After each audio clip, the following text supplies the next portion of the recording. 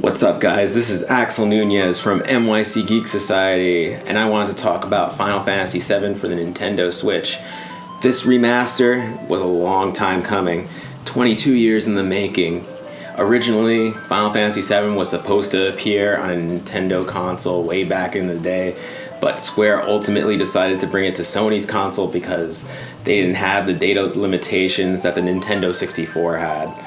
I believe the cartridges can only hold like 25 megabytes at the time, so that's definitely not enough for Final Fantasy VII's 3-disc epic.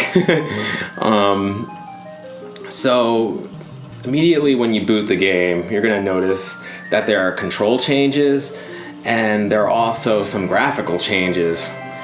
At least for me, because I haven't played the PS4, PS3 remaster of the game. Well, not remaster. Well, yeah, remaster, not remake of the game. And a lot of these changes that come from the PC version, I just haven't seen yet. So I'm seeing it with fresh eyes, and man, it's exciting. So when you boot the game, you're greeted with a tutorial screen for the controls.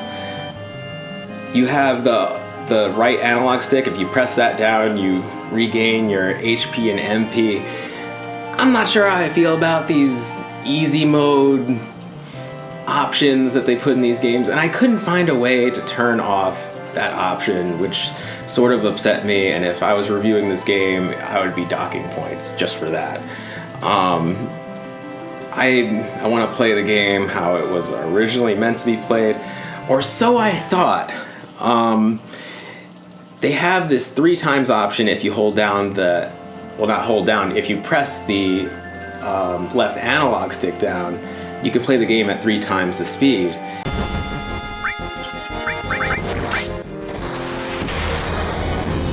And initially you'd think like, well, Axel, that isn't really a big deal. Who cares? You're gonna speed up the game. It's not worth investing $15 into.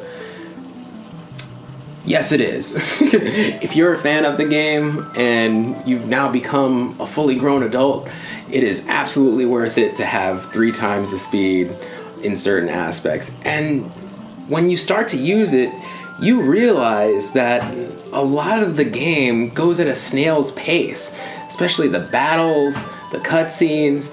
There are just a lot of things in this game that they probably could have cut, but young you didn't really care because you had a lot more time to play these games.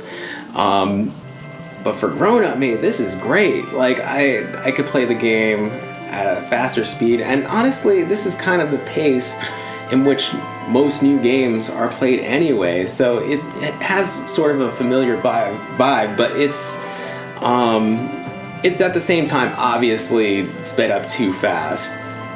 And that's okay.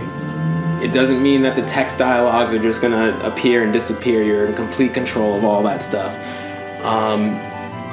But overall, I can't imagine not having that in the game now. So this is clearly a welcome addition, and I'm enjoying it very much. Also noticeable is the graphics upgrade. Now you're still gonna get like all these blocky textures. You're still gonna have Cloud looking like a giant Lego piece, and that's okay. It doesn't matter. The thing that matters is that it got some anti-aliasing. Things are a little smoothed out, and it's clear on my HD television. Whereas I can't say the same for the PS3 or the PS1 Classic being played on the PS3 or the Vita. It still retains the same PS1 graphics, which is okay. It's how I remember it. But it's just nice to see some effort being put into the old graphics, although the pre-rendered backgrounds at times kind of clash with the new character models. And that's okay. It's fine. I'm still enjoying the game a lot. I've already gotten into like 2 hours of it so far, even though I think I've only played an hour, thanks to the 3 times speed. And Yeah, I think it was worth the $15. And you might be saying, Axel, you're such a sucker for buying all these remakes and remasters. Why do you keep doing it? Because it's portable. Why wouldn't I want to play all these games that I normally wouldn't have time to play on a Nintendo Switch? I think it's super exciting, and Nintendo's still coming out with new games on the system. It's not like it's just a retro console. But to me, the thing that's really cool is back in the day, I never would have imagined like PS3 level quality games, not Final Fantasy VII, but others that are coming to the Switch, and new life is being breathed into these games. If I had a wish list, I'd wish for Ni no Kuni to come to the Switch. I still haven't finished that game. Persona 5, that has a chance just because Joker is in Super Smash Brothers, so that's super exciting, no pun intended. What else we got? Devil May Cry. I hope that they bring that collection to the Switch. And I know it would compete with Bayonetta, but it would still be really cool. Capcom, please do it. And can't think what else. Maybe like Soma. It's like an indie thriller. You probably haven't heard of it, but I want that game on the Switch. So, yeah, overall, I'm enjoying this game's new graphics and its new control options. And, well, what do you guys think? Do you think having all these remakes and remasters on the Switch is a good thing, or is it bogging the system down with unnecessary software? How do you feel about buying Final Fantasy VII for the millionth time? You should do it.